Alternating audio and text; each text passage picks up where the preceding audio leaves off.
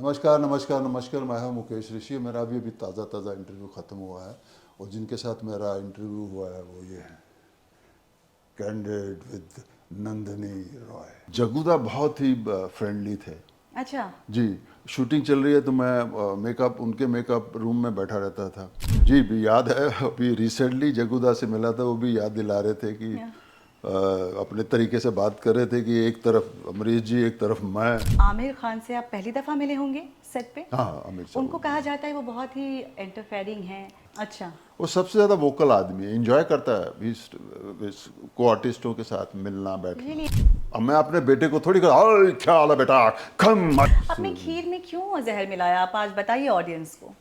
वैसे मुझे भी नहीं मालूम था कि खीर वाली बातें कभी कभी लोगों तक किस तरह पहुंचती हैं। और ठीक है, ये तो लगान थी कि आप नहीं कर पाए। इसके बाद फिर लाल सिंह चड्ढा में भी आपको कास्ट करने के लिए आमिर ने खुद phone.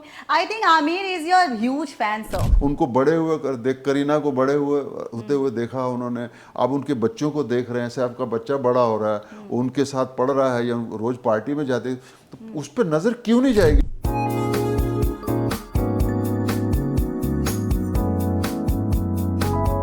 Hi there, this is me Nandini Roy. You're watching me only on Get Candid with Nandini Roy, powered by Filmy Mantra.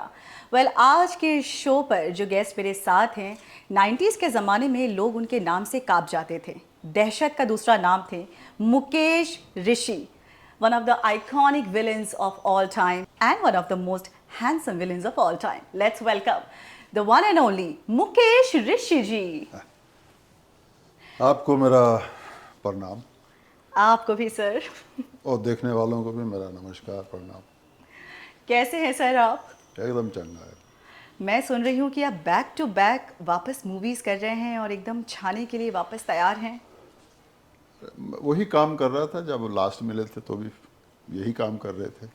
काम तो यही करता हूँ मैं, और उसकी स्पीड मैं तय नहीं करता हूँ, वो ऊपर वाला भगवान तय करता है। तो जो जैसे होता है फिर उस तरह हम फॉलो करते हैं उसको, जैसे उनका इंस्ट्रक्शंस मिलती है कि ये प्रोजेक्ट आ गया, इनको करना चाहिए, तो वैसे फॉलो कर लेते हैं। सर, जब मैंने इंट्रो में बोला कि one of the most handsome villains of all time, तो आपको ये सुनकर कैसा लगा कि आप अभी भी हैंडसम हैं? बाय द वे, हम इनके सामने बैठी हूँ, आई कैन सी इनकी स्किन बहुत ग्लो कर रही है and you looking so so handsome sir. What's the Raj? Thank you very much. ज़्यादा आदत नहीं है ये सब सुनने की ना, इसलिए मालूम नहीं रिएक्ट कैसे करना। नो फिर सर। भी बहुत बहुत शुक्रिया आपका। सर, मैंने सुना कि आपकी फिल्म जो है एक रिलीज़ के लिए तैयार है जी 21 ऑफ फरवरी को। कुछ बता पाएंगे उस फिल्म के बारे में? हाँ, ये फिल्म है मुदस्सर साहब जिन्होंने डायरेक्ट किया है, मेरे हस्बैंड की बीवी। मेरे हस्बैंड की बीवी। जी हाँ। तो काफ़ी शूटिंग हमने बाहर की थी, अभी बिल्कुल रेडी है और 21 को रिलीज़ हो रही है ये फिल्म। और नाम तो है मेरे हस्बैंड की बीवी, लेकिन उन्होंने इसके पीछे जो एक्चुअल बात है उसको हंसते खेलते जिस तरीके से पेश किया है, जी। मुझे ही इस कहानी का सबसे बड़ी पावर वही नज़र आती है। कोई रिश्ते तो एक तो रिश्ते कंफर्म होते हैं, कुछ रिश्ते हम लोग बना लेते हैं, क्या बात है। तो जब उनमें फंसते हैं तो उनमें निकलना भी पड़ता है। तो किस तरह निकल सकते हैं या किस तरह निकल सकते हैं या किस तरह वो चीज़ें फेस करनी पड़ती हैं, तो उस जिस तरीके से मुदस्सिर साहब ने इसको पेश किया है, मुझे लगता है वो बहुत ज़बरदस्त चीज़ है। जी। और इस मूवी में अर्जुन कपूर है, अर्जुन है, तो यस, उनके साथ काम भूमि करके भूमि है।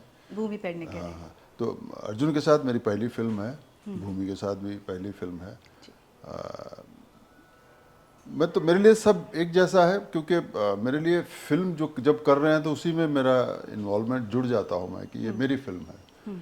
तो उसमें जो एक्टर होते हैं वो अपने ही लगते हैं, चाहे वो पहली बार हो या चौथी बार हो या पांचवी बारी हो। तो मकसद तो ये है कि फ़िल्म किस तरह हम मिल के इसको अच्छा कैसे कर सकते हैं। तो एक्टर की कोशिश तो यही रहती है कि अगर काम सबके साथ में, तो किस तरह मिल के हम उसे बेटर परफॉर्म कर सकें। जब अर्जुन कपूर आपसे पहली बार मिले तो उनका रिएक्शन क्या था? क्योंकि मुझे पता है कि आप ज़रूर उनके फेवरेट विलन में से एक होंगे और रहे होंगे, क्योंकि आप सबके ही फेवरेट विलन रहे हैं, फेवरेट पर्सनालिटी रहे हैं। अर्जुन कपूर का रिएक्शन जानना चाहूँगी जब आपसे पहली बार मिले। नहीं, पहली बार मिले ज़रूर हैं, लेकिन शायद उनको ये बात पता होगी कि मैं उनके बैनर में काम कर चुका हूँ उनकी फैमिली के साथ। अच्छा। बोनी कपूर जी के जी, साथ फिल्म में जी। काम कर सकता हूँ, अनिल कपूर जी के साथ काम किया है। तो वो मुझे उसके चेहरे पे वो चीज़ दिखी कि वो रिस्पेक्ट मुझे मिली कि मैं कई साल पहले इस फैमिली के साथ काम कर चुका हूँ। तो वही होता है, आपको कोई दिल से जब आपसे कोई मिलता है और उसके अंदर एक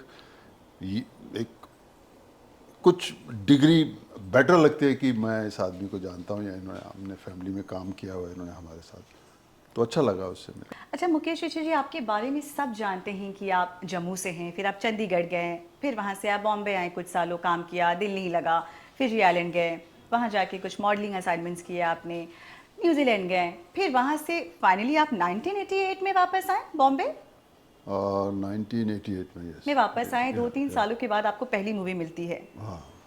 और उस मूवी के बाद जो है मूवी का सिलसिला, जो ये दौर है आपका, जो ये जीवन है, ये निकल पड़ती है, मतलब बॉलीवुड इंडस्ट्री में एक बड़ा नाम आप बन जाते हैं 90s के दशक में। अब ठीक है, मेरी शुरुआत जो हुई थी प्रियदर्शन जी के साथ हुई थी, गर्दिश फिल्म थी, उसमें जी सारे ही नामचीन एक्टर थे। जगुदा थे, अमरीश जी थे, डिम्पल कपाड़िया जी जी। थी, हीरोइन जो हमारी इंट्रोड्यूस हुई थी उसमें। और उस हिसाब से फिल्म बहुत बड़ी थी, मैं नया था, तो वो एक जो एक्साइटमेंट होती है, जी। कोई मिला है तो इतना बड़ा मिला है, उनके सामने विलन थे, लेकिन वो एक्सपीरियंस बहुत ज़बरदस्त रहा। और यस, उस ये भी नहीं है कि फिल्म रिलीज़ होते ही बहुत कुछ मिल गया मुझे। 5-6 महीने मुझे कुछ नहीं मिला, क्योंकि लोगों को लगा कि गर्दिश का क्या था कि गर्दिश के साथ सारे साउथ इंडिया के लोग जुड़े हुए थे। अच्छा। जैसे हमारे प्रोड्यूसर जो थे आर मोहन साहब, वो भी वहाँ के थे, लेकिन बॉम्बे के बहुत बड़े बिजनेसमैन थे। प्रियदर्शन जी भी वहाँ की साउथ के मलयालम के बहुत बड़े डायरेक्टर थे। तो उस तरह लोगों को लगा कि शायद मेरी भी दाढ़ी वाड़ी ज़्यादा लोगों को नहीं मिला था, कुछ थोड़े ही ऑफिस में मैं उस वक्त गया था स्ट्रगल के टाइम में, तो लोगों को लगा ये भी वहीं से आया होगा, और फिल्म के बाद वापस चला गया। हाँ। तो फिर थोड़ा टाइम लगा, फिर आहिस्ता आहिस्ता मुझे फिल्में मिलनी शुरू हुई। उसमें सलीम साहब बहुत पॉपुलर थे प्रोड्यूसर उस वक्त, उन्होंने फिर मुझे फिल्म दी आमिर के साथ में, बाजी। बाजी। जी जी, मैं थोड़ा पीछे जाऊंगी, गर्दिश पे थोड़ी और बात करूंगी। गर्दिश मूवी में आप पहली दफ़ा बिग स्क्रीन को फेस करते हैं, सारे बड़े दिग्गज, जहाँ पे आपको मौका मिल रहा है कि जो विलन के भी विलन है, महानायक अमरीश पुरी जी, आप उनको धो रहे हैं, आप उन्हें पीट रहे हैं। तो ये मतलब आई स्टिल मतलब फैदम नहीं कर पाती हूँ मैं कि आपके लिए वो कितना चैलेंजिंग रहा होगा अमरीश पुरी जी को, मतलब उनके साथ एक्शन सीन करना, उनके साथ फाइट मेरे लिए सीन करना। चैलेंजिंग उसी दिन से था जिस दिन मैंने फिल्म साइन कर ली और मुझे पता चल गया कि कौन कौन है उसमें, और मेरे पास कोई चॉइस ही नहीं थी ये सोचने की कि मैं नहीं कर पाऊंगा या मुझे डर लगेगा या मुझे क्या करना चाहिए। नहीं, मेरी जो तैयारी थी, मेरे अंदर जो चल रहा था, उसमें बहुत कुछ सेक्रीफाइस हो जाता अगर मैं ना ऐसा सोचता तो। जी। कहाँ एक बिजनेस फैमिली से मैं बिजनेस ना करके बाहर चले जाना, वहाँ कुछ साल गुजारने, फिर वापस आना, फिर मेहनत करना इसके लिए। अब जब सामने देख रहे हो मैच खेलने के लिए सामने टीम है और बड़ी तगड़ी टीम है, तो क्या करोगे आप? तो क्योंकि मेरे अंदर जो एक स्पोर्ट्समैन की जो रही, क्योंकि मैं स्पोर्ट्स खेलता था, वो यही कहती है कि कोई भी हो, घबराने की ज़रूरत है। जब मैदान में पहुंच गए तो फिर घबराहट नहीं होनी चाहिए।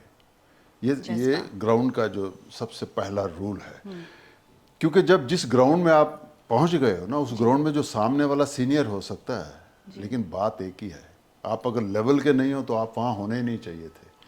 अगर मैं बिलोंग नहीं करता उस फिल्म से तो मैं वहाँ ना होता। जब हो गया हूँ तो उसके पीछे सिर्फ मेरी ही नहीं, प्रियदर्शन जी, आर मोहन साहब जिन्होंने मुझे चूज़ किया था, जी। उनकी भी रेपुटेशन थी। तो मैंने ज़्यादा उसके बारे में सोचा नहीं। यस, उस फिल्म में मुझे राज बब्बर साहब ने बहुत हेल्प किया था। उनके साथ एक डिनर करने का मौका मिला। हालांकि मेरी शूटिंग शुरू नहीं हुई थी, तो रात को बैठे तो उन्होंने मुझे थोड़ा सा बताया कि तुमने स्क्रिप्ट पढ़ा है? मैंने जी पढ़ा नहीं है। मैंने कहते मैंने पढ़ा है, तो ये देखो तुम्हारा करेक्टर जो है इस तरह का है, जब तुम पठानी सूट पहन लोगे तो फिर तुम्हारे सामने कोई नहीं है, कोई नहीं टिकेगा। कोई टिकेगा नहीं। मतलब उनके कहने का मतलब था कि तुम ही तुम हो, कि मतलब करेक्टर को जो बताना था उन्होंने, जो प्ले करना था, तो तुम ही तुम हो। लेकिन ख्याल रखना क्योंकि सब सीनियर लोग हैं तुम्हारे सामने और डायरेक्टर भी पहली एक दफा होता काम है, कर रहे हैं। तो डायरेक्टर का ध्यान कहीं भी जा सकता है, लेकिन तुम्हें अपना उस वक्त ख्याल रखना। उनकी इन बातों ने जो मेरे अंदर गुजर रहा था उसके ऊपर फर्स्ट क्लास हथौड़ा मारा क्या बात है। कि जो मैं सोच रहा हूँ वैसा ही होना चाहिए। तो फिर जब मेरा काम शुरू हुआ तो मुझे नहीं लगा कि मैं नहीं कर पाऊंगा या मुझे प्रॉब्लम आएगी। तो ये जो चीज़ें होती हैं जब सीनियर्स लोगों का आपको आशीर्वाद मिलता है बिगनिंग में ना, वो बहुत हेल्पफुल होता है। तो वैसा ही हुआ। जगुदा बहुत ही फ्रेंडली थे अच्छा। जी। शूटिंग चल रही है तो मैं मेकअप उनके मेकअप रूम में बैठा रहता था। तो ये इन चीज़ों ने बहुत मुझे उस माहौल में रखा जिसमें मुझे नहीं फील करता था कि मैं बाहरी हूँ, मेरी पहली फिल्म है, ये कैसा करेंगे बिहेव, या मुझे कैसे करना चाहिए। उन चीज़ों का डर नहीं था मुझे। तो उन सभी ने बहुत मिलनसार तरीके से आपको एक्सेप्ट किया, जी जी जी, उसमें कोई प्रॉब्लम नहीं किसी थी। भी कोई एटीट्यूड नहीं था। नहीं नहीं नहीं, उसका काम करते समय किसी का नहीं। बाकी वो ठीक है कि मुझे मेरी ड्यूटी बनती थी, मैं अगर मैं मरीज से मिलना चाहता हूँ या बैठना चाहता हूँ तो मुझे उनकी परमिशन लेनी चाहिए। मुझे पता होना चाहिए कौन सा टाइम उनको ठीक लगेगा।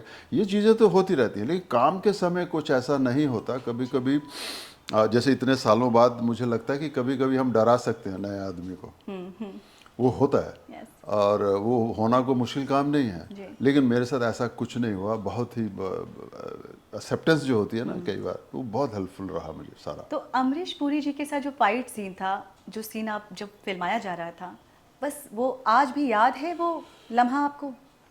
जी भी याद है। अभी रिसेंटली जगुदा से मिला था, वो भी याद दिला रहे थे कि या। अपने तरीके से बात कर रहे थे कि एक तरफ अमरीश जी, एक तरफ मैं, और ये जम्मू वाला राजमा खाने वाला आदमी। तो बात तो थी वो कहानी की जो थी। जैसे मुझे कहा कि मेरे पे प्रेशर नहीं था कि मैं आई एम होल्डिंग अमरीश जी, आज जगुदा था।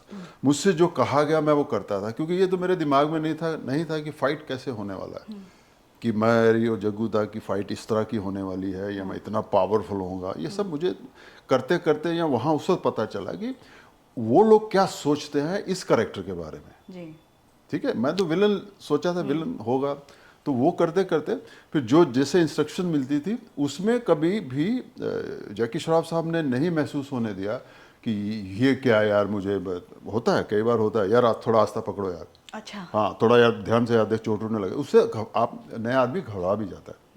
ऐसा होता है, लेकिन मेरे साथ ऐसा नहीं हुआ। अमरीश जी नहीं बोला कि अरे क्या कर रहा है, मेरी उम्र का तो ख्याल रखो? नहीं, कहानी कुछ भी कहती है। मैं भी उम्र में हूँ, तो भी मेरे साथ भी जो होता है उस वक्त जो इंस्ट्रक्शन मिली होती है उसके बराबर होना पड़ता है।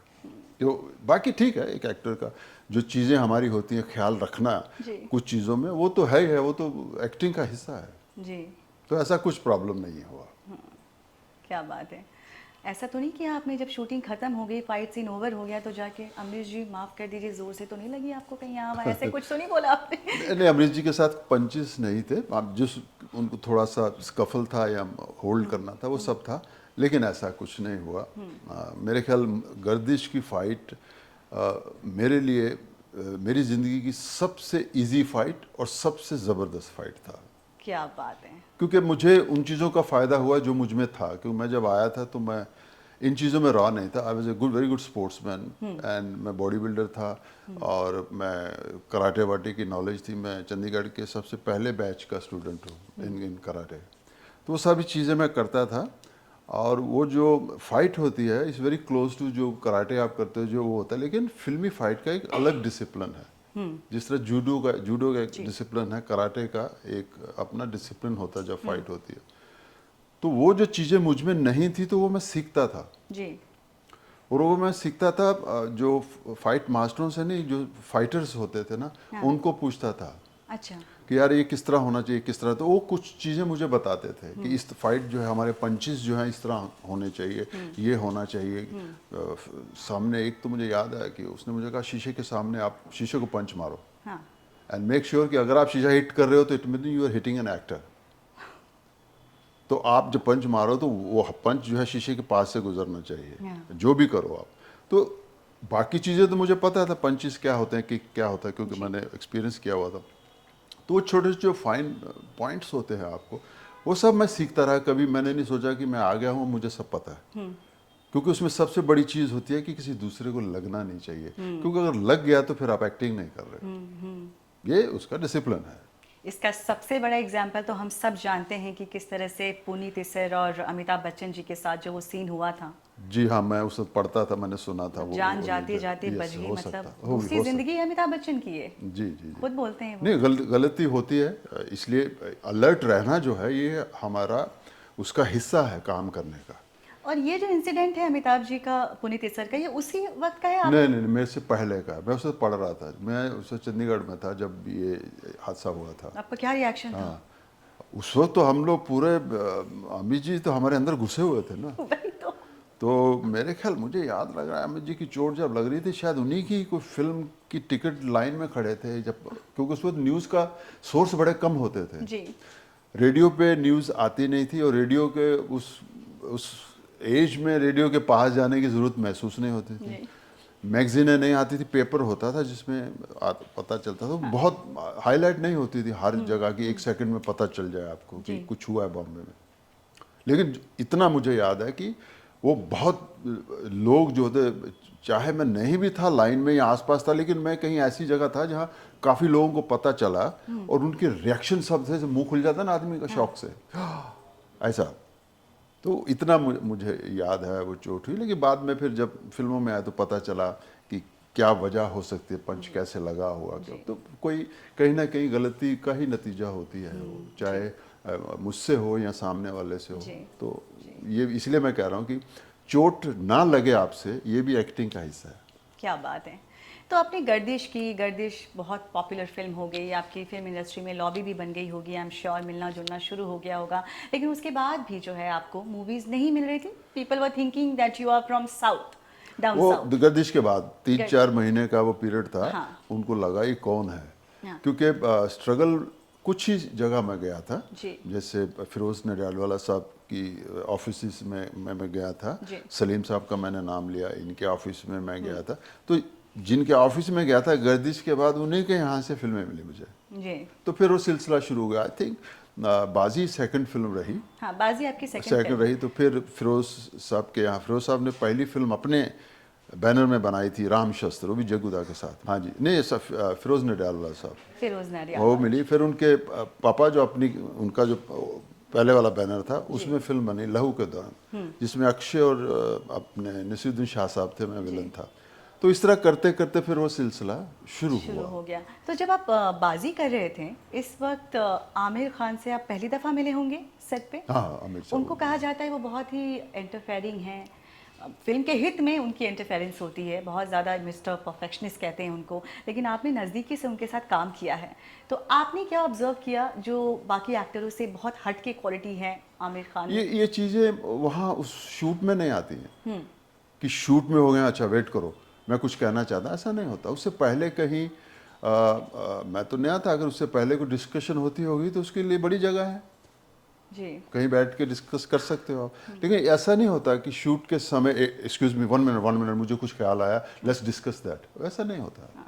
तो ऐसा नहीं बाकी किया कि... आमिर साहब उस वक्त भी सीरियस थे, हाँ। लेकिन उसकी सीरियसनेस ऐसी नहीं थी कि किसी से बात नहीं करते थे। अच्छा। वो सबसे ज़्यादा वोकल आदमी है, एंजॉय करता है को आर्टिस्टों के साथ मिलना बैठना। रियली आमिर खान? हाँ, आमिर तो बाजी के दौरान ही तो मुझे उन्होंने सरफरोश की कहानी सुनाई थी, अरे वाह।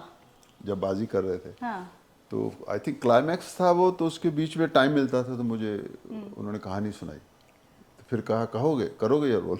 मैं कहा सर ज़रूर करूँगा, मुझे तो नया हूँ मैं, तो ये तो पॉजिटिव रोल है। हाँ। तो फिर एक उसका टेस्ट मुझे देना पड़ा, ऑडिशन के लिए आपको जाना पड़ा, इंस्पेक्टर सलीम पुलिस ऑफिसर के रोल के लिए? जी जी जी। तो मैंने कहा मुझे कोई प्रॉब्लम नहीं है, क्योंकि मैं एक चीज़ में बहुत क्लियर था, आई am not from actor family.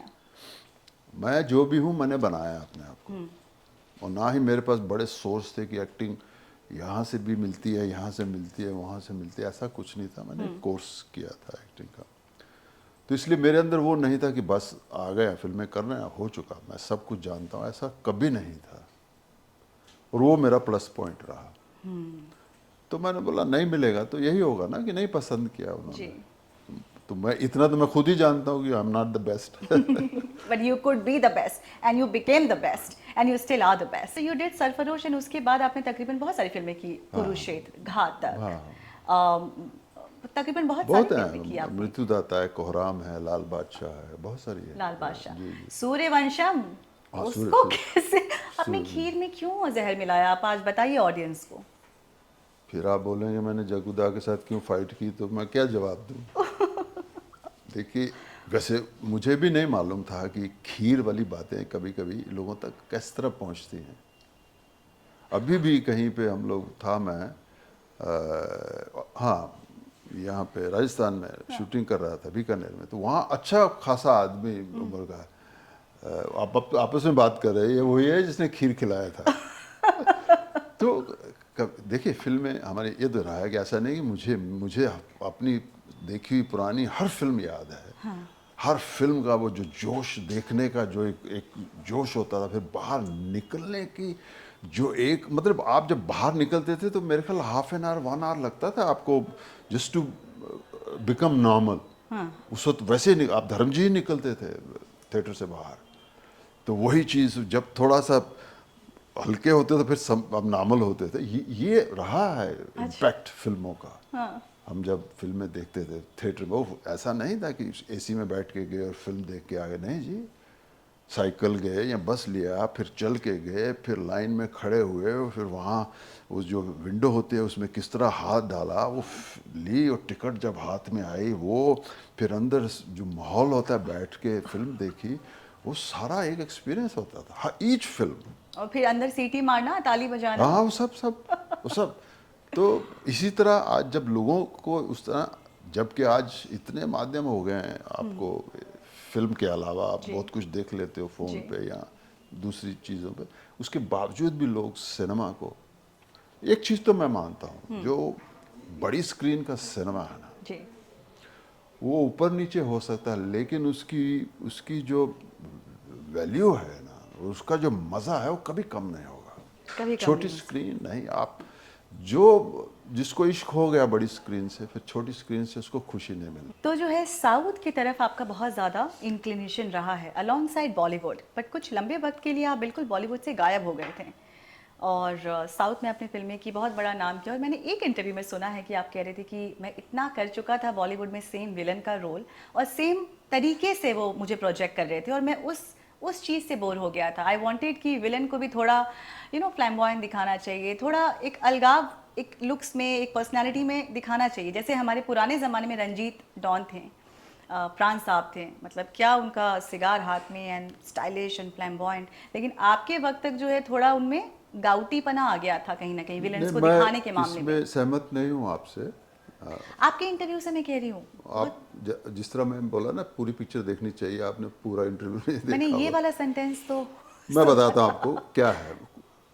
मेरी जो ज़िंदगी है ना, मैंने उसको सिर्फ अपनी मेहनत पे छोड़ा हुआ है, जी और कुछ नहीं करता हूँ मैं। बाकी मुझे आदेश आता है।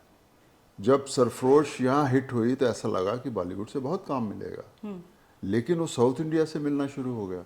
अब सवाल ये है कि काम तो आप एक ही जगह कर सकते हो, ठीक है। तो मैंने वहाँ एक्सेप्ट किया करना। कुछ लोगों को लगा कि मुझे वहाँ नहीं, इस वक्त नहीं वहाँ जाना चाहिए था, लेकिन मैंने इस चीज़ की नहीं परवाह की, या इसमें कोई ऐसा कुछ नहीं कि मैं किसी का नुकसान करके वहाँ जा रहा हूँ। तो आप जहाँ जाते हो आपका एक बेस होता है, आपको बुलाते हैं, उतने दिन का काम करके आते हो। जी। लेकिन मैंने जब उधर फॉलो किया तो उसका रिस्पांस बहुत हो गया। रिस्पांस इसलिए हो गया कि मैंने तेलुगु में शुरू किया, और साइमल्टेनियसली मुझे मद्रास में, जिसे हम तमिल फिल्में कहते हैं, वहाँ से रिस्पांस आया। वो करते करते मुझे कर्नाटका से, यानी कन्नड़ फिल्मों का आया, और मलयालम फिल्म को, 4 इंडस्ट्री हैं उधर, तो सबकी फिल्में मैं कर रहा था। तो कर तो आप एक ही सकते हो। और वो जो समय था उस वक्त, ये 2 शिफ्टों और 3 शिफ्टों वाला खेल ख़त्म हो चुका था, अच्छा। ऑलमोस्ट ख़त्म हो रहा था। हाँ। और मुझे 1-2 जगह मैंने, जब मुझे करना पड़ा 1-2 शिफ्ट, तो मुझे समझ आ चुका था कि मैं उस तरह का एक्टर नहीं हूँ कि जो 7-8 घंटे उधर करके अगले 6 घंटे फिर उतना अलर्ट रहूँ। मैं नहीं हूँ वो मुझे समझ आ चुका था। इसलिए मैंने कभी किसी को फोर्स नहीं किया, या इतने फिल्में नहीं आ गई हैं तो करते जाओ, क्योंकि परवाह नहीं यार, 2 घंटे इधर करेंगे, वो सब नहीं था मेरा। तो हुआ क्या, जब ये ओपन अप हुआ तो मैं वहाँ चला गया। अब वहाँ से जो रिस्पांस था वो बहुत तेज था। अच्छा। तो उसमें मुझे छोड़ने को नहीं मिला। और बीच में कुछ ऐसी फिल्में वहाँ की कर रहा था, जब जैसे लगान मुझे ऑफर हुई थी, मैं मिला था। लगान, आमिर जी खान की जी लगान। जी जी जी, वो सरदार जी का जो रोल था हाँ। वो मुझे मिला। मैंने पढ़ा, उनके घर भी गया, सब कुछ हुआ। लेकिन जब डेट्स की बारी आई, तो जब मैंने डेट्स सुना, तो मैं जब शाम को वापस आया तो मुझे नींद ही नहीं आई। मैंने बोला ये क्या होगा, कैसे होगा। हाँ। तो मैंने आशुतोष गोवारिकर साहब को फ़ोन किया। हाँ। मैंने कहा मेरी एक प्रॉब्लम ये है कि मैं वहाँ कुछ फिल्में कर रहा हूँ, तो उनको मैं कैसे कहूँगा कि मैं अगले 4 महीने के लिए गायब हूँ, मैं नहीं आ सकता। तो उन्होंने मेरी बात को समझा और मुझे कहा कि इट्स बेटर आप आमिर से मिल लीजिए और उसको अपनी पोजीशन बता दीजिए जो आपको लगता है। तो मैंने वैसे ही किया, मैं गया आमिर साहब से मिला। मैं कहा सर मेरे पास कोई रीज़न नहीं है कि ये फिल्म ना करूँ, अच्छा रोल है, सब कुछ है, लेकिन वहाँ कुछ मेरी से 3 या 4 फिल्में फ्लोर पे हैं जो कोई 30% है, कोई 40, कोई 60% है। अब उनको ये कहना कि मैं 3 या 4 महीने तक मैं नहीं आऊँगा जो आपकी रिक्वायरमेंट है, तो मेरा कॉन्शियस मुझे अलाउ नहीं कर रहा है। आमिर खान को ये कहने के लिए। नहीं, मैंने उनसे कहा कि मेरे लिए बहुत मुश्किल है कि मैं मतलब इग्नोर कर दूं और चला जाऊं। मैं मेरे अंदर नहीं है, मेरा अलाउ नहीं, कॉन्शियस अलाउ कर रहा है कि इसलिए मैं आपसे डिस्कस करने आया हूँ। तो उन्होंने बहुत सपोर्टिवली मुझे कहा, बोले नहीं मुकेश जो तुम कह रहे हो इट मेक सेंस, हमारा तो ये है। तो अगर उसमें कुछ ऐसी बात आ जाती या कि हाँ नहीं भाई ये तो गलत बात तुमने प्रॉमिस कर दिया, ये ऐसा नहीं हुआ, जबकि मैं नया था। क्या? ठीक है। और उन्होंने इस बात को समझा, मुझे बेहद खुशी है। और मुझे उससे ज़्यादा खुशी है कि मैंने अपना फ़र्ज़ पूरा किया। कुछ लोग कहते होंगे लगान छोड़ के साउथ इंडिया की फिल्म करें, मैं नहीं, मेरी एक ड्यूटी भी है। मैंने किसी से प्रॉमिस किया है, वो छोटा है तो इसलिए उसका प्रॉमिस तोड़ दिया जाए, मुझसे नहीं होता। मतलब असूल के एकदम पक्के हैं आप। हाँ, मैं ये क्लियर है, इसमें कोई मेरे को एक्स्ट्रा ऑर्डनरी एफर्ट्स नहीं डालने पड़ते। अगर आपकी छोटी फिल्म है और एक बड़ी फिल्म है, मैं आपसे पूछ लूँगा कि ऐसे ऐसे पोजीशन अगर आपका ये जो टाइम आपने लिया है खाली है, कर रहे हैं या आगे पीछे हो सकता, आप एक बार कह दें नहीं, तो मैं नहीं, थैंक यू, कोई बहस ही नहीं उसमें। बहुत कम लोगों में ये क्वालिटी होती है। मैं नहीं जानता इस बात को, लेकिन मैंने इसको आज तक वही फॉलो करता हूँ। गिल्ट हुआ था, ह्यूमन नेचर है, थोड़ा तो गिल्ट हुआ होगा कि काश लगान, मतलब नहीं नहीं ना, सर आप झूठ बोल रहे हैं। मेरे पास रीज़न ही नहीं झूठ बोलने का। आमिर खान की फिल्म और उसमें लगान, मतलब अपने आप में इट्स लाइक। सब था, एंजॉय किया, तालियां मारी मैंने। और ठीक है, ये तो लगान थी कि आप नहीं कर पाए। इसके बाद फिर लाल सिंह चड्ढा में भी आपको कास्ट करने के लिए आमिर ने खुद phone. I think Aamir is your huge fan sir.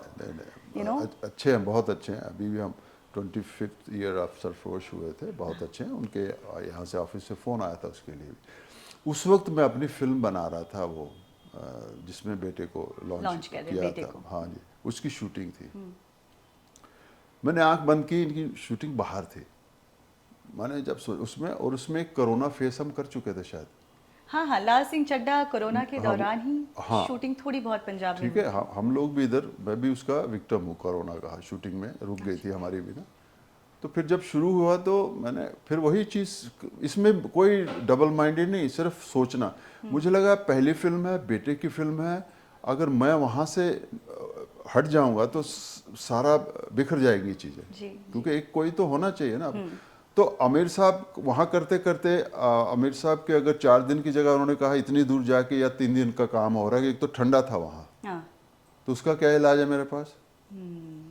दिल दुखा के मैं बोलूँ नहीं नहीं सर नहीं, मैं ये ऐसा वो नहीं करना।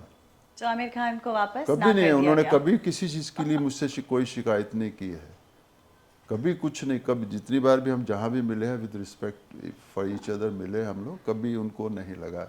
तो मैं यही सोचता हूँ, यही रास्ता जिंदगी में मुझे ठीक ऐसा रहता लगता है। है कि यूनिवर्स, ब्रह्मांड चाह रहा है कि आप दोनों वापस एक साथ स्क्रीन पर दिखें। और मुझे ऐसी खबर आई है कि सरफरोश 2 शायद बनने वाली हैं। आई डोंट नो, ये रूमर है, क्या सच्चाई है बने आप तो ही अच्छा, बताएं। नहीं बने तो अच्छा, क्योंकि उस वक्त जब फंक्शन हुआ था 25th anniversary of anniversary Sarfarosh. Sarfarosh का, उसमें दोनों होते तो प्रोड्यूसर, डायरेक्टर और एक्टर मेन होता है। हाँ।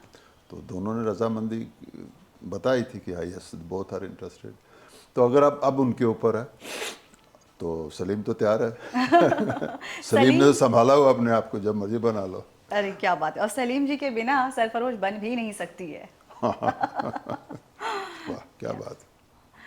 तो सर जो है आजकल मैं देख पा रही हूँ कि फिल्म इंडस्ट्री जो है बहुत ज़्यादा इवॉल्व हो गया है और आप उस ज़माने से काम करते आ रहे हैं एंड जो है चीज़ें बदलती है वक्त के साथ। आपने तकरीबन 30 साल से भी ऊपर का जर्नी तय किया है फिल्म इंडस्ट्री में। 30 साल तो हो गए, हाँ। 30 साल से ऊपर। आपको ऐसी बॉलीवुड में क्या अब चीज़ें लगती हैं जो आपको आपके हिसाब से उन चीज़ों को बदल देना चाहिए या उसमें सुधार की ज़रूरत है, कुछ बेटर हो सकता है? Basically what is the dark side of Bollywood according to you and if it's there what all changes could be done to improve? देखिए सिनेमा के रूप बदल गए हैं, एंटरटेनमेंट के रूप बदल गए हैं, और उसमें कोरोना का बहुत बड़ा हाथ है। कोरोना जी ने सबको घर में बैठा दिया था, जी और कोरोना के टाइम एक ही गिफ्ट था लोगों के पास, वो था मोबाइल। जी ठीक है जी।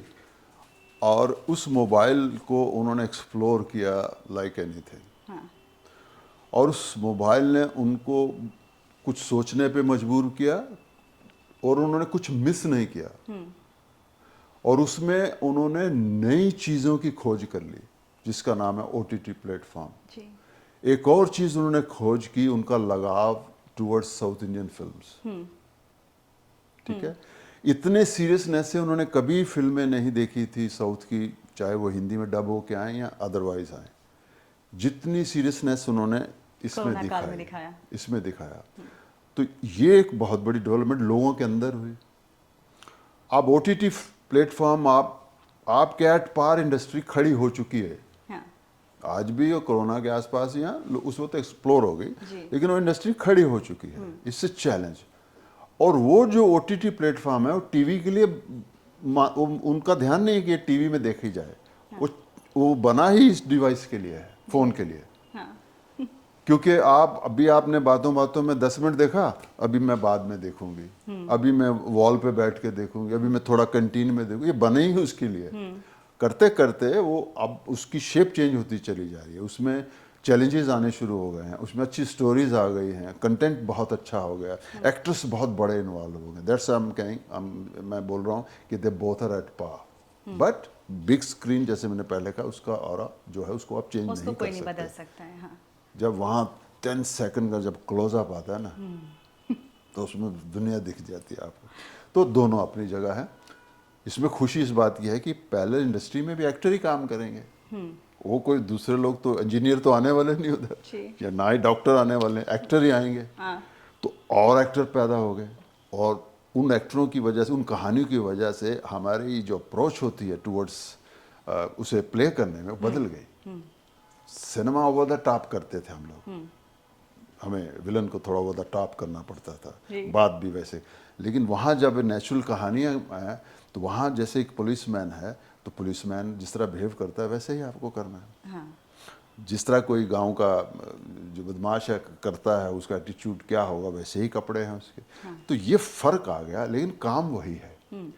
मुझे ये फ़ायदा दिख रहा है इस बारगेन में कि एक अप्रोच से हमने ये सिनेमा में दाखिल हुए कि ये सिनेमा ऐसा होता है जहाँ शक्ति कपूर साहब, अमरीश जी, अमजद खान, ये लोग इस तरह काम करते थे। और एक सिनेमा आया है जो अभी मैं कर रहा हूँ, तो मेरे लिए, मुझे वो चैलेंज भी दिखता है और उसमें मज़ा भी बहुत आता है, क्योंकि एकदम चेंज होता हूँ। साउथ इंडिया में बहुत भी ओवर द टॉप किया हमने, लेकिन आज जो साउथ इंडियन फिल्म आप देख रहे हैं, वो वैसी ही उनकी जो अप्रोच है टूवर्ड्स द पर्टिकुलर कैरेक्टर, उसकी वजह से मुझे भी चेंज होना पड़ेगा। अब फादर जो है ओवर द टॉप नहीं है बेटे के साथ में, फादर भी वैसे ही अपने आप को पोर्ट्रे करता है जैसा मैं हूँ। अब मैं अपने बेटे को थोड़ी कर क्या हाल है बेटा, कम, ऐसा नहीं करता, तो वैसे ही करना पड़ेगा आपको। तो ये जो चेंजेस आए हैं, और एक पैरेलल इंडस्ट्री खड़ी हो गई है, जो बहुत बड़ा चैलेंज भी है। बट ये चैलेंज सिनेमा को पहले से था, और सिनेमा का चैलेंज तो आज नहीं था, उस वक्त भी आ गया था जब वो कैसेट आई थी। जी यस। फिर उसके बाद सीडी आ गई तो भी आ गया था। हम लोग सब निकले हैं उसमें से। जब कैसेट आई थी तो लोग घरों में घुस गए थे। हाँ फिर जब तंग पड़े तो फिर सिनेमा की तरफ भागे। फिर सीडी आ गई तो लोग सीडी के साथ साथ बेटर टेलीविजन आ गए, है ना, उनका जो स्क्रीनिंग थी ज़बरदस्त होगी, हमारी क्वालिटी भी बहुत बेटर होगी जब आप टीवी पे देखते थे, बड़े टीवी पे, फिर उसमें चले गए लोग, फिर वहाँ से भी निकले, तो सिनेमा तो फेस कर ही रहा है और ये रहेगा, ये कम नहीं होने वाला। हमारे सिनेमा को ये चीज़ अभी समझ लेनी चाहिए कि हमें फिल्में बनानी हैं जो उसमें उनको एक नयापन का जो जो वो क्या लगा तड़का लगाते हैं ना, वो बहुत ही ज़रूरी है। मैं एक चीज़ आपसे यहाँ पूछना चाहूँगी, जैसे पहले एक ऑडिशन दिया जाता था, या पहले के ज़माने में तो बहुत अप्रोचेबल थे, प्रोडक्शन हाउस में जाओ, प्रोड्यूसर से मिल लो, डायरेक्टर से मिल लो, लेकिन धीरे धीरे फिर जो है कास्टिंग काउच और कास्टिंग वालों का जो है इन्वॉल्वमेंट आया, उनके ज़रिए एक स्टेप है आगे बढ़ने के लिए, फिल्म इंडस्ट्री में कदम रखने के लिए।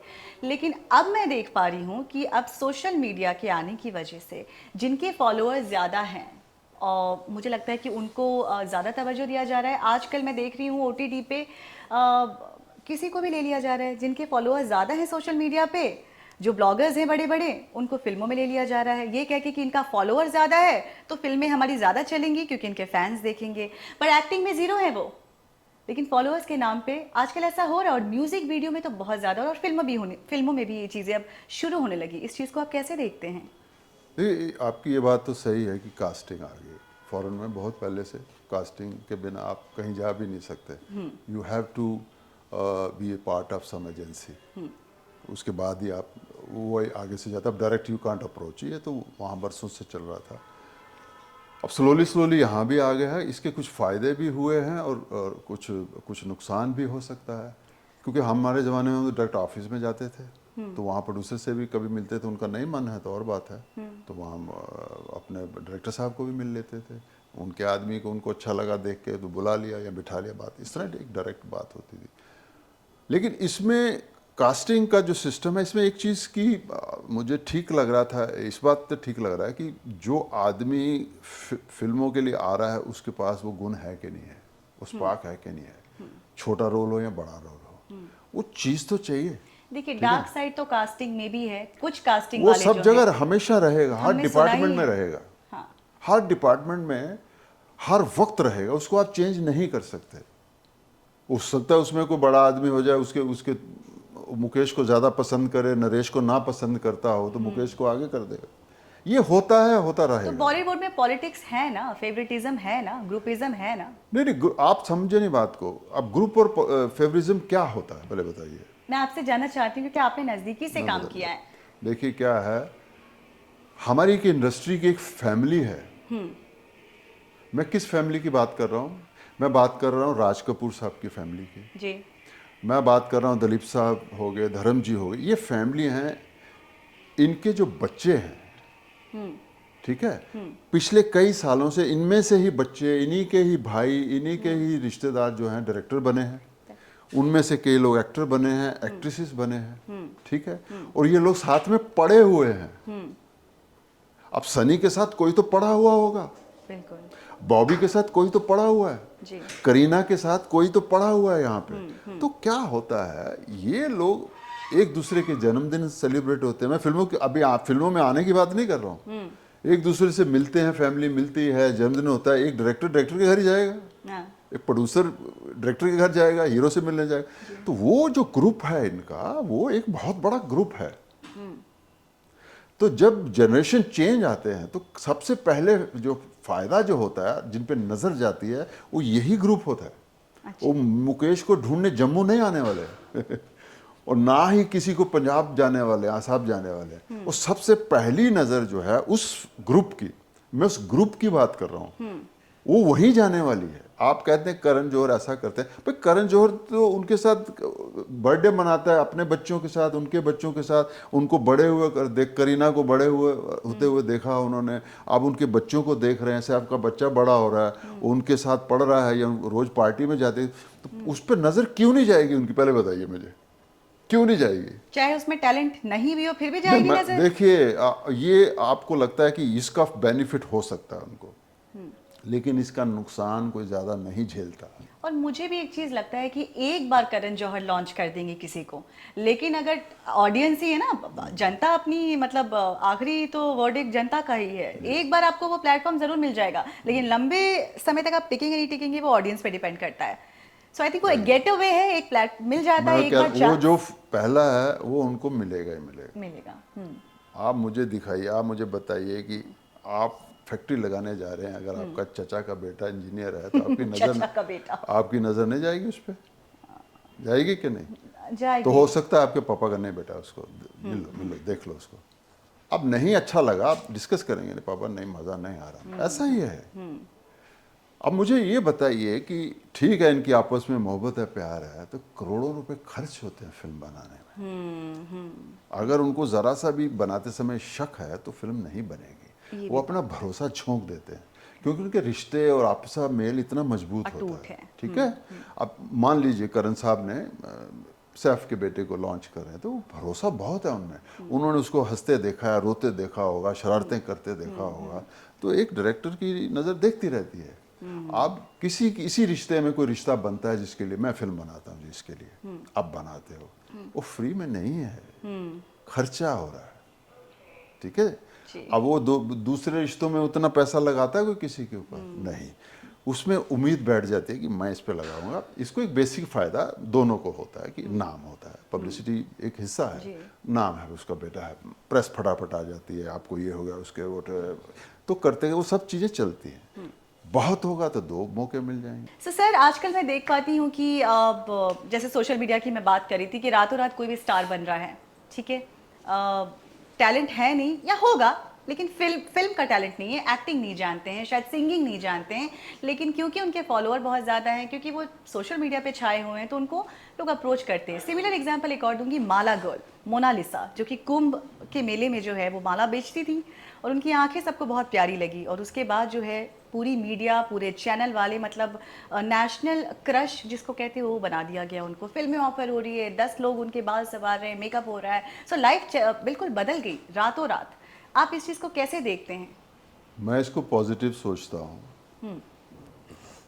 गई तो बेचारी माँ कुंभ पे गई होगी, जो काम करती थी, जो रब ने दिया, तो उसी रब ने उसको गरीबी भी दी और उसी रब ने उसको वो आंखें भी दी, ठीक ना? बहुत खूब। तो ये रब का ही कमाल है।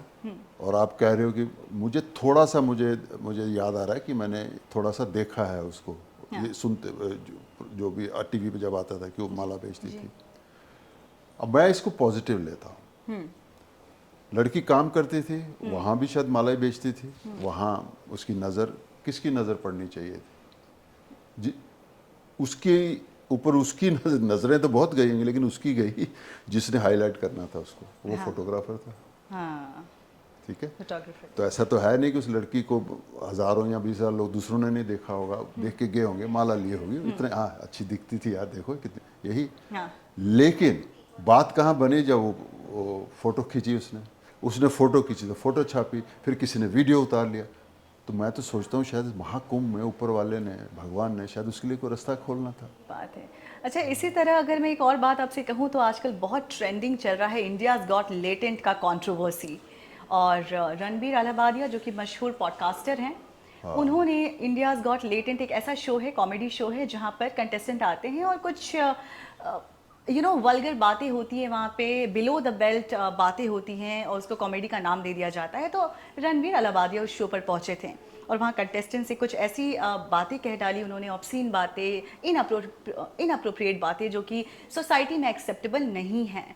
और उसके बाद उनको जब पता लगा, ये शो जब एपिसोड टेलीकास्ट हुआ, तो लोगों के नेगेटिव बैकलैशेस आने लग गए। And Ranveer said sorry on his social media. He said sorry and India's Got Latent के जितने भी एपिसोड्स हैं वो समय रैना ने सब डिलीट कर दिया है, माफ़ी मांगा, लेकिन इसके बाद भी ये मसला इतना ज़्यादा बड़ा हो गया है, it has just blown out of the proportion and parliament में ये बातें डिस्कस हो रही है, मिनिस्टर्स डिस्कस कर रहे हैं, इलेक्शन में जो बातें हो रही हैं इस चीज़ को मुद्दा बनाया जा रहा है। और मतलब कहते हैं कि अभी का सबसे हॉट टॉपिक इंडिया का Ranveer Allahbadia, Samay Raina, Apoorva and India's got latent है। सॉरी बोलने के बाद भी, एपिसोड सारे हटा देने के बाद भी ये मुद्दा कम नहीं हो रहा है, ना इसकी बातें ख़त्म हो रही हैं। और सारे पुलिस ऑफिसर, साइबर सेल, सारे काम छोड़ के, सारे पुराने असल मुद्दे जो होते हैं जीवन के, वो छोड़ के सिर्फ रणबीर अलाहाबादिया के केस को हैंडल कर रही हैं। Now what is your opinion on this? Where is our country heading? देश में चल क्या रहा है? देखिए मैंने भी इसी में देखा है, कुछ थोड़ा सा रेडियो टीवी में देखा, कुछ इसमें आता, फ़ोन पे आता देखा। पहली बात तो मैं 100% इसको बैक नहीं करता, ठीक है। अभी मैंने उस लड़की की बात की ना, जी, उसको पॉजिटिव लिया, और साथ में मैंने ये कहा कि अब आगे की ज़िंदगी की सोच जो है उस बच्ची के हाथ में है। क्या वो इस समझ में आ जाएगी कि मैं ये काम करती रहूँगी तो मेरी फ़ोटोएं जाती रहेंगी, या अपनी ज़िंदगी में कुछ अच्छा ढूंढ के उसका फ़ायदा उठाएगी, ये उसके ऊपर है। ये भी वही लोग हैं। आप बन चुके हो, आपको एक प्लेटफॉर्म मिल चुका है, आपको कुछ लोग सुन रहे होंगे पीछे से, लेकिन अब तो अक्ल आ जाए, अब तो इतना समझ लो। कहाँ बाउंड्री नहीं है पहले बताइए, कहाँ बाउंड्री नहीं है? हद हर जगह है। आपके घर में आपका कमरा अलग है, पिता का अलग है, ड्राइंग रूम है, यहाँ बैठ सकते हैं। मम्मी सोने नहीं देती ड्राइंग रूम में, क्यों? ये कोई तरीका है? मना करते हैं। 10 गलतियां होती हैं। हम सबके लिए एक बाउंड्री है। मैं भी एक्टर हूँ। मैं एक छोटा सा एग्जाम्पल देता हूँ। एक फिल्म थी, उसमें मुझे रेप का एक सीन था, और वो लड़की बहुत परेशान थी। मैंने उसको देखा लड़की को, तो मैं उसको जाके अंदर जाके पूछा, मैं क्या बात है?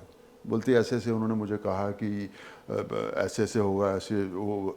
मैंने उसको बोला, लड़की तो मेरी बात सुन, वही होगा जो रहेगा। आप समझे मेरी बात को? जी।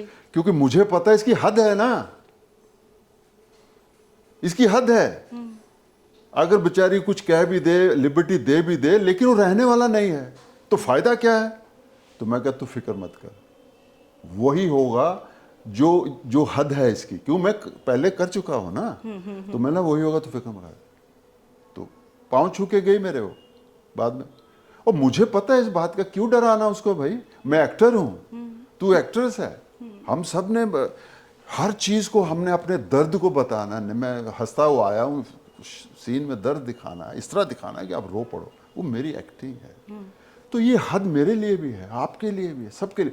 आप बाहर भी आप कभी कभी जाएं तो कोई भी आपको ज़रूरत से ज़्यादा कोई ऐसी हरकत करे तो कोई मना कर देता है। तो इन पढ़े लिखे लोगों को मुझे समझ में नहीं आई, इनकी समझ बेटर क्यों नहीं हुई? चलो आपने कुछ किया, एक ऊपर वाले ने, इसमें तो ऊपर वाला भी मैं कहूँगी, आप पहुँचे हो कहीं, वहाँ हद लिमिट होती है किसी चीज़ की। हम भी गाली गलौज कर लेते हैं, लेकिन आपस में बैठे होते हैं वहाँ होती है। तो चलो उसमें हम भी जोकर बन जाते हैं, हंस लेते हैं, लेकिन क्या वो कर सकता हूँ मैं बाहर?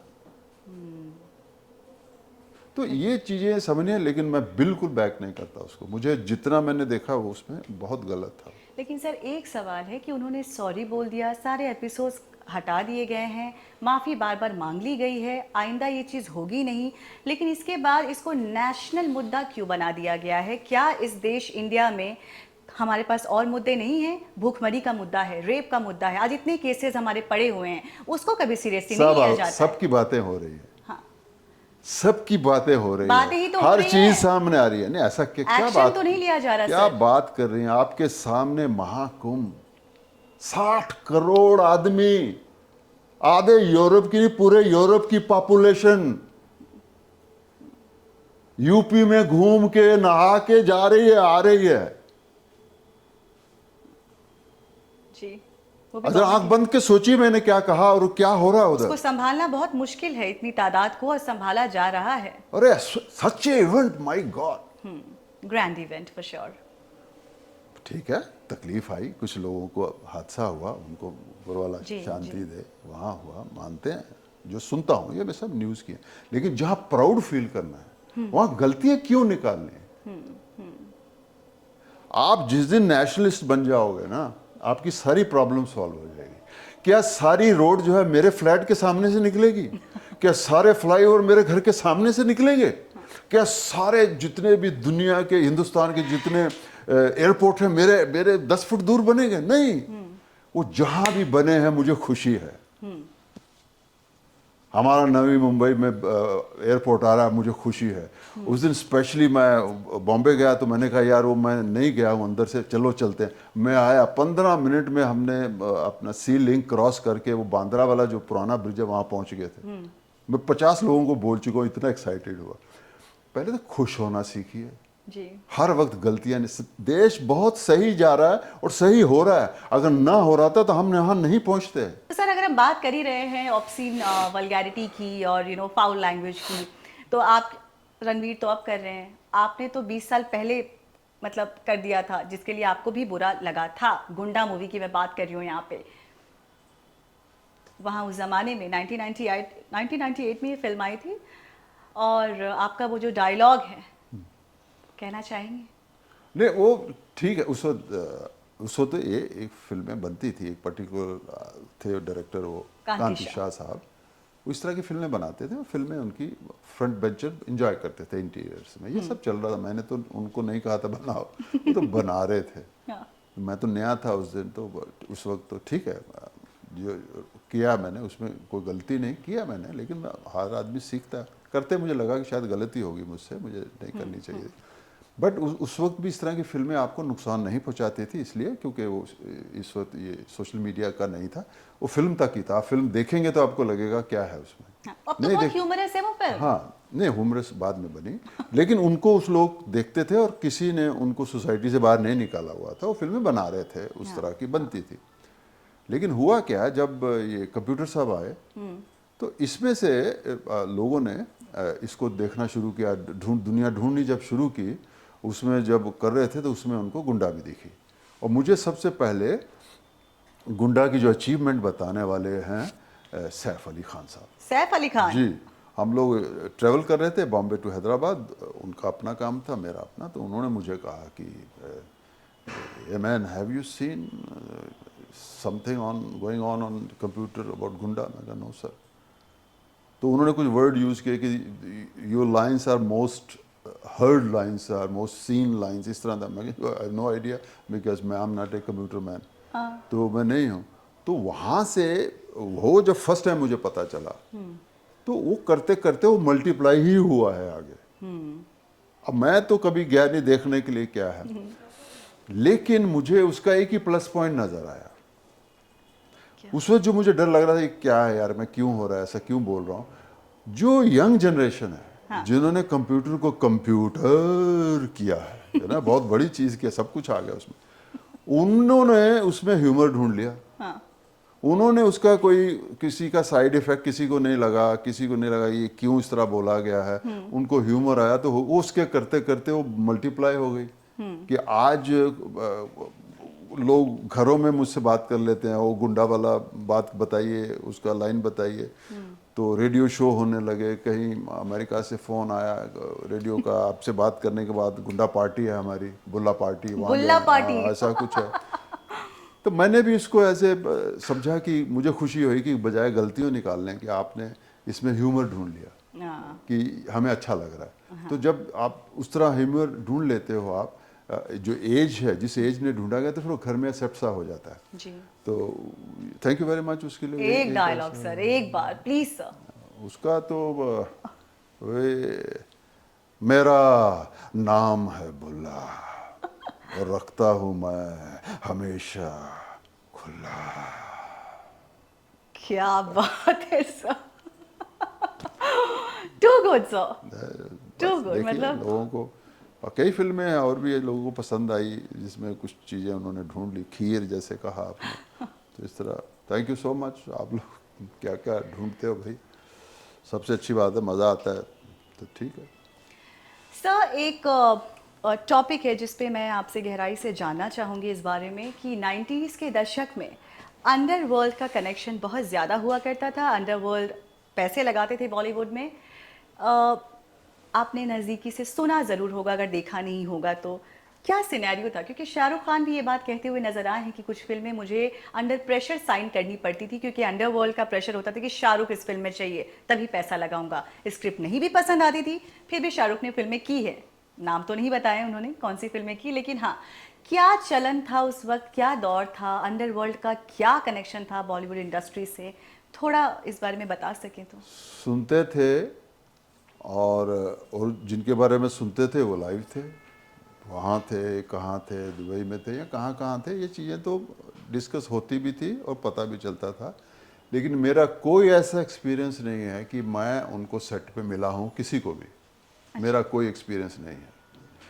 लेकिन जो सुना है उसमें सच्चाई भी थी, क्योंकि वो टाइम ऐसा था, इंडस्ट्री को कोई पैसे देता नहीं था, बैंकों से पैसे मिलते नहीं थे। शायद जो कहते हैं कि वो एक बहुत बड़ा सोर्स होता था जिससे आपकी दोस्ती होती थी कि फ़ोन भी कर दो तो पैसे मिल जाते हैं। इस तरह की चीज़ें जो सुनने में आती थी हम लोगों को। डायरेक्टली ना तो मैं किसी ऐसे फंक्शन में गया हूँ, ना किसी ऐसी पार्टी में गया उन सारे सालों में जहाँ मुझे लगे कि ये वो है। सुना ज़रूर है, बड़ों के मुंह से भी। और हमारी जो पार्टियाँ होती थी उस वक्त फिल्मों के हिसाब से होती थी कि फिल्म का शुरू होगी है, उसकी एक पार्टी होगी, तो उस पार्टी में एक्टर्स लोग होते थे। हाँ। या मैं कभी उस लेवल पे नहीं रहा कि जिसमें डायरेक्टली किसी एक्टर को फोन आता हो ये फिल्म करनी पड़ेगी आपको। मैं उसमें उस पोजीशन में नहीं था, तो मैं नहीं कह सकता कि क्या हुआ था या मेरे को किसी ने आके दुख दिया या कुछ डरा, ऐसा कभी नहीं हुआ। लेकिन ये सच्चाई जो है बाद में प्रूव हो गई, तो मैं कह सकता हूँ वो सच्चाई। र्यूमर जो थे वो उस वक्त घूमते थे, पता चलता था यार हाँ हाँ मैंने भी सुना है कि वहाँ दुबई में वो मैचेस वगैरह होते थे। हाँ, तो वहाँ मिलते हैं, उनका प्रॉपर एक बूथ होती है, वहाँ मिलते हैं, शाम को पार्टी होती होगी। मैं नहीं कह सकता, बहुत से लोगों ने कहा भी है, तो मैं उसी को ही लेके चल रहा हूँ। इसके अलावा मेरा कोई डायरेक्ट जो है किसी से कभी कोई इन्वॉल्वमेंट नहीं है। मतलब ऐसा कभी नहीं हुआ कि अंडरवर्ल्ड बोल रहे हैं मुझे तो बुल्ला ही चाहिए इस मूवी में तभी पैसा लगाऊंगा? नहीं, मैं नहीं, देखो फिल्म जो बनती है वो उसके मेन पहिए होते हैं, हीरो हो गया, हीरोइन होगी, डायरेक्टर और प्रोड्यूसर, ये चार लोग जो होते हैं गाड़ी को चलाने वाले होते हैं। समझ आ रही गल तेनो? अरे मैनू सब समझ आ रही है, चल। सब। ऑल्सो मैं सुनती हूँ कि आजकल जो है रिलेशनशिप की अगर मैं बात करूँ, लव अफेयर की, आपकी खुद लव मैरिज शादी हुई है and I am sure 90s के ज़माने में 90s क्या हमेशा से ऐसा रहा है, you are a good looking man. I am sure आपके भी पीछे बहुत सारी लड़कियाँ, बहुत सारी एक्ट्रेस दीवानी ज़रूर हुई होंगी, बट बिकॉज आप शादी शुदा थी पहले से ही फिल्म इंडस्ट्री में आने से पहले जी। तो लेकिन आपने अपने प्यार को, अपने प्रेम को बहुत ही बखूबी से निभाया अपनी वाइफ के साथ। जी। So I just want to know what kind of a lover were you or still you are, and second of all आज जो इस सिनेरियो में, इस ज़माने में, in today's time जो रिलेशनशिप चल रहा है जिसमें हम सिचुएशनशिप देखते हैं, पॉलीगमी देखते हैं, बेंचिंग देखते हैं, गोस्टिंग देखते हैं, मतलब आज प्यार करने के 100 तरीके आ गए हैं और स्वाइप कल्चर, सोशल मीडिया ने खूब सारे ऑप्शंस दे दिए हैं। तो आप क्या कहना चाहेंगे हमारे यंगस्टर से, कि क्या हिदायत देना चाहेंगे? What is your opinion on this? मेरा तो ये है भाई, जो हमारी गर्लफ्रेंड थी उसके साथ ही शादी हुई हमारी, अभी तक उनके साथ में है। बाकी पता नहीं क्या उगलवाना चाह रही है मुझसे। बाकी कुछ है ही नहीं तो कैसे बाहर आएगा, सच तो यही है। और बाकी 2-3 वर्ड आपने कुछ बेंचिंग क्या क्या यूज़ किया हाँ है, हाँ, ये मैं भी क्या है सीख ही ये? रही हूँ। मैं भी बहुत ओल्ड स्कूल हूँ, बहुत ट्रेडिशनल हूँ, मैं मुझे भी बहुत मुझे नहीं ओल्ड मालूम स्कूल लवर क्या हूँ। होता है। देखिए बट क्या होता है, एक्टर पहले कहते हैं, पहले के एक्टरों को एज ज़्यादा होती थी। हाँ। वहाँ के 31, 32, 33 से एक्टर शुरू होता था। पहले के हीरो जो माचो हीरो, बंदा लगना चाहिए, यहाँ ये डेफिनेशन थी ना हीरो की। तो उसमें ज़्यादातर 31-32 में काफ़ी लोगों की शादीशुदी हो जाती थी, तो एक्टर भी बनते थे, दोनों चीज़ें चलती थी। तो वो एक तो आज की एज बहुत कम हो चुकी है। 17-17 साल की लड़की हीरोइन बन जाती है, 19 साल का 20 साल का लड़का होता है, तो इनकी एज यही तो है। सी फिर इनकी प्रॉक्सिमिटी बढ़ जाती है, साथ में बैठना, खाना खाने की लिबर्टी भी है। ऐसा नहीं कि आपको गलत काम कर रहे हैं अगर आप डिनर कर रहे हैं तो वो भी कभी कभी आपको इसलिए भी इनकरेज किया जाता है ताकि आप एक दूसरे को समझो। और एक्टिंग एक ऐसी चीज़ है कि जब एक्टिंग करनी है तो ये बताना है कि आप एक दूसरे को जानते हो। हाँ। तो आपकी ना तो फिजिकल एक्टिविटी में लगना चाहिए कि आप घबराए हुए, ऐसा तो नहीं, पकड़े जाओगे। तो वो सब करने के लिए आप मिलते हैं, तो उसमें के रिश्ते बनते भी हैं। ऐसा नहीं है कि नहीं बने इन्हीं रिश्तों में से, इन्हीं कॉम्बिनेशन में से कई रिश्ते निकल के भी आते हैं। कहने की बात इसमें एक ही है, उसमें कोई भी हो सकता है, कल को मेरी बेटी भी आ सकती है इस लाइन में। एडवाइस तो यही है कि मकसद मत भूलो, एज वापस नहीं आने वाली। अब उस एज को प्यार के लिए लंबा कर लो और कैरियर के लिए ख़त्म कर लो, ये आपके ऊपर है। तो ये जब आप अपनी लिमिट की, काफ़ी सारी बातें मैंने की हैं कि हमें सबको पता होना चाहिए कि क्या हद है हमारी। तो ये भी उसी का है कि आप भले यंग हो, एक रिलेशनशिप है, फिर ये तो फिल्म टू फिल्म है, फिल्म बदली तो नया हीरो आ गया, तो उसके साथ आपकी एक अलग से बातचीत होगी, वो चाहेगा, प्रोड्यूसर डायरेक्टर चाहेंगे आप आपस में मिलो, आपके सीन होंगे आपस में, तो एक अलग से दोस्ती का एक वो होता है।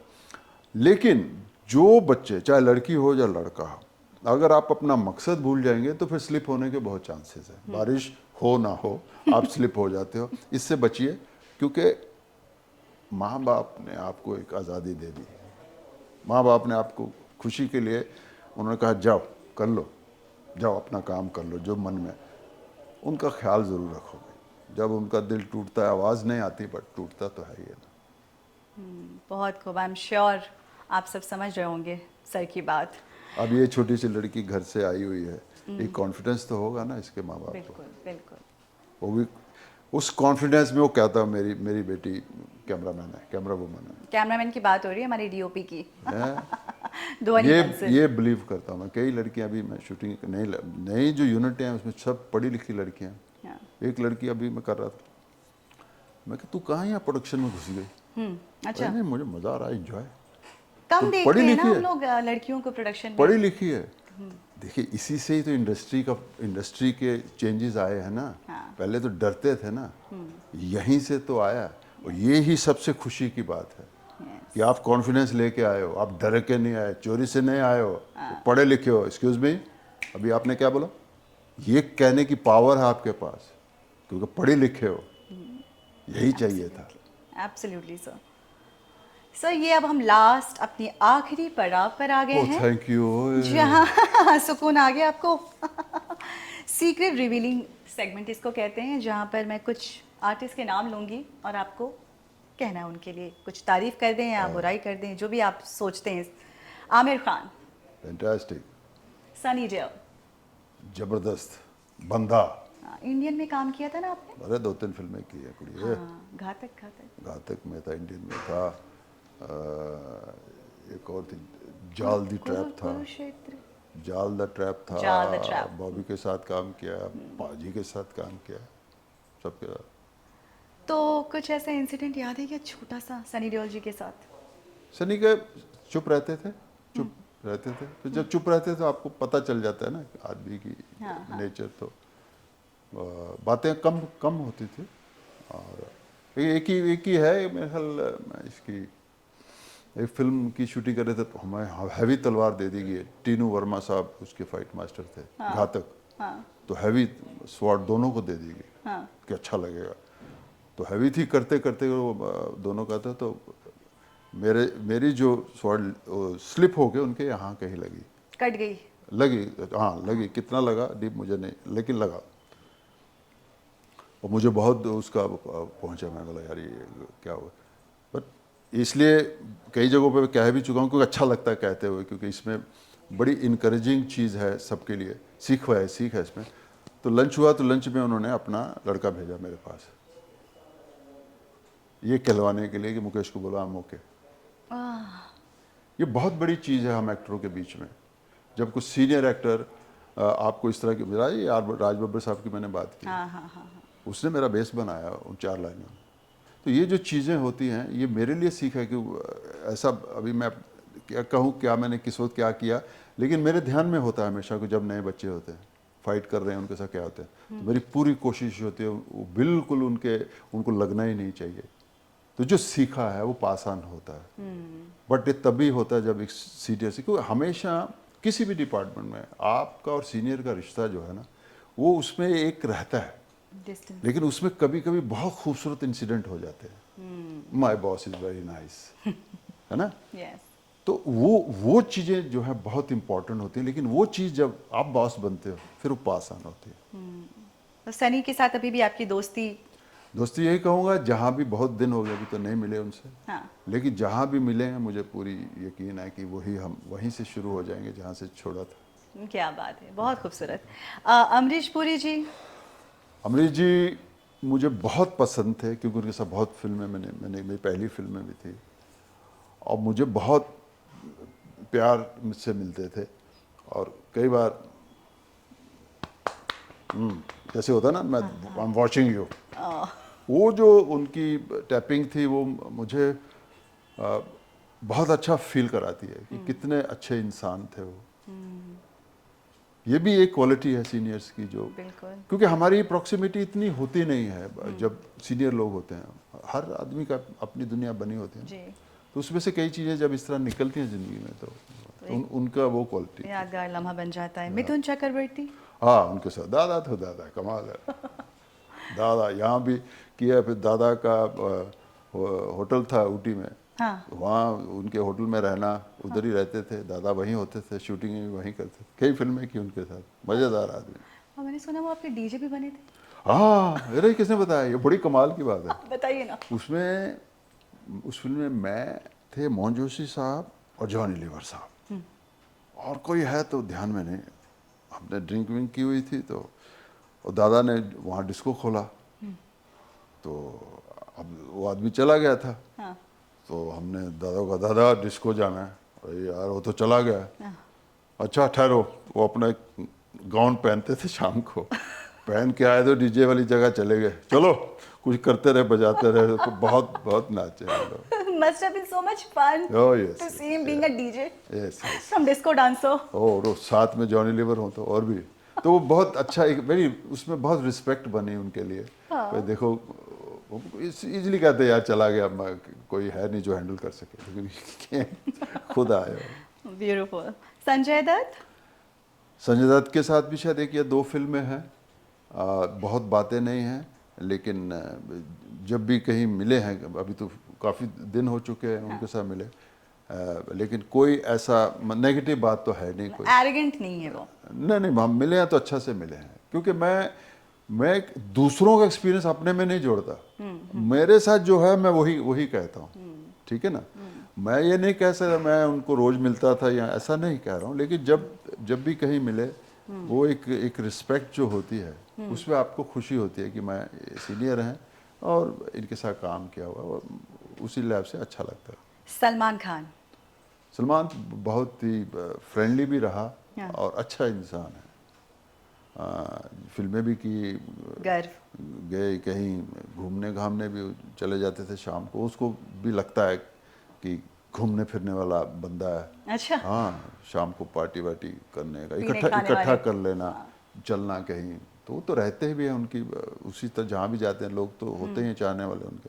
तो वो सारा चीज़ समा मैंने देखा हुआ, जो एक साथ 3-4 फिल्में उनकी की थी साथ में, तो बंधन रही, तो जुड़वा रही, ये सब की, तो अच्छा रहा। उसके बाद एक लास्ट फिल्म जो उन्होंने एक फिल्म बना रहे थे, उसमें आया था फ़ोन, लेकिन फिर वो करेक्टर नहीं बढ़ा आगे, तो इसलिए नहीं कर पाए। अच्छा।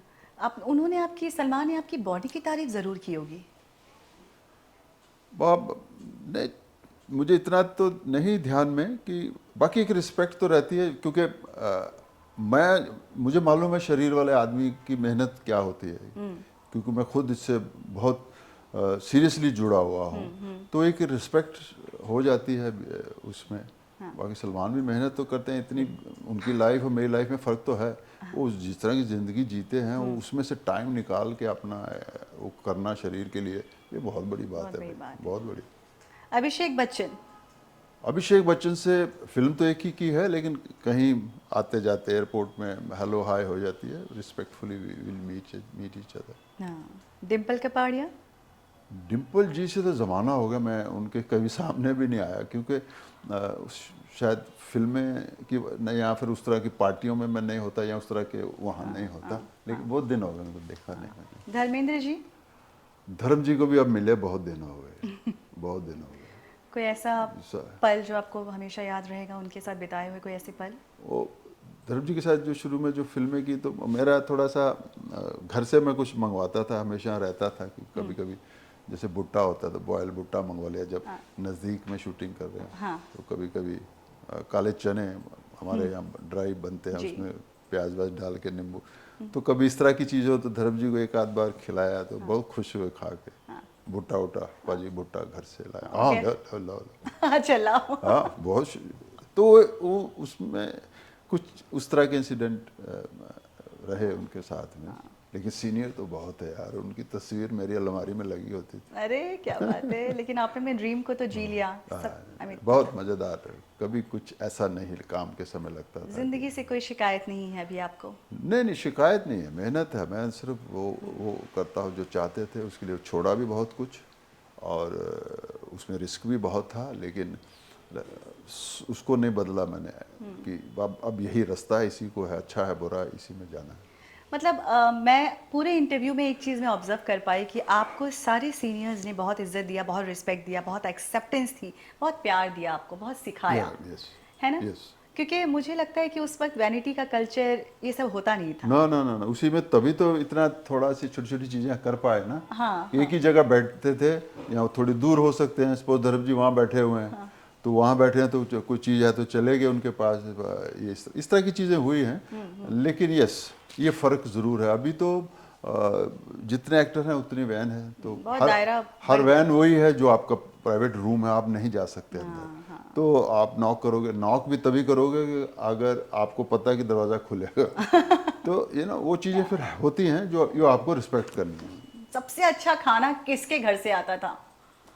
बहुत कम चांस, उस वक्त हम लोग यूनिट का खाना भी खाते थे, घर से खाने का कॉन्सेप्ट इतना नहीं था। हाँ। पहले क्या था, यूनिट में खाने खिलाने को बहुत प्राउड मूवमेंट फील करते थे प्रोड्यूसर्स। अच्छा। उनको खाना खिलाना, मेरी यूनिट का खाना अच्छा होना चाहिए, ये उनके अंदर रहता था पुराने लोगों में। होता ना, जो आप गांव में भी चले जाओ तो नहीं जी, खाने बगैर नहीं जाने दूंगा आपको। तो वो बहुत मैंने उस वक्त देखा ये कल्चर। कोई ऐसा एक्टर जिनके घर से खाना आया हो? सलमान के घर से बहुत खाना आता है, कभी उनके घर से खाना आया, या किसी भी एक्टर के घर से जो खाना याद रह गया होगा आपको आज तक, इतना लाजवाब खाना रहा हो? उस तरह कोई इस तरह की, देखिए खाने का मतलब है कि आप उस मूवमेंट पे साथ में हो। और खाने की मूवमेंट एक ही होती थी, लंच टाइम, हाँ है ना। हाँ। तो लंच में कभी कभी कौन किसके साथ बैठा है या वो बात बनी है कि नहीं बनी, वो बहुत कम ऐसा हुआ है। शाम हो सकती है कि कहीं बैठे हो, ड्रिंक लिया हो, साथ में खाया पिया। पटियाला पैक चल रहा हो। सलमान के साथ कई बार बैठे, वो चीज़ें उस तरह रही थी। तो लंच का तो ये रियलिटी है ना कि आपके पास एक टाइम है, लिमिटेड टाइम। आप वो नहीं बैठते हुए चलो 2 घंटे ऐश नहीं, आप वही है 40 मिनट आपके पास। क्या बात है। आखिरी सवाल है मेरा। आप बेटर। आपको अपनी खुद की कौन सी ऐसी काबिलियत है जिस पर आपको बहुत नाज हो, गुरूर हो? गुरूर तो नहीं कहूँगी, नाज हो। मुझे नाजवाज किसी चीज़ पे नहीं है, पर मैं एक चीज़ जो मेरे को लगती है ज़िंदगी के हिसाब से, वो मैं सबके साथ शेयर कर सकता हूँ। ज़िंदगी को डिफ़िकल्ट मत करो, उसको सिंपल रखो। कोई भी चीज़, बहुत से लोग शरीर के पीछे पीछे मत पड़ो उसके, ये बहुत सिंपल है। आप इसको शॉर्टकट मत ढूंढो, क्योंकि मैं इसके साथ जुड़ा हुआ हूँ तो इसलिए मैं रिस्पेक्ट करता हूँ। तो मैं वही चीज़ें हैं जिनको मैं सीधा रख, कॉम्प्लिकेट करेंगे, ये गोली खा लो, उसने कहा वो पाउडर खा लो, ये खा, उससे नहीं होता है।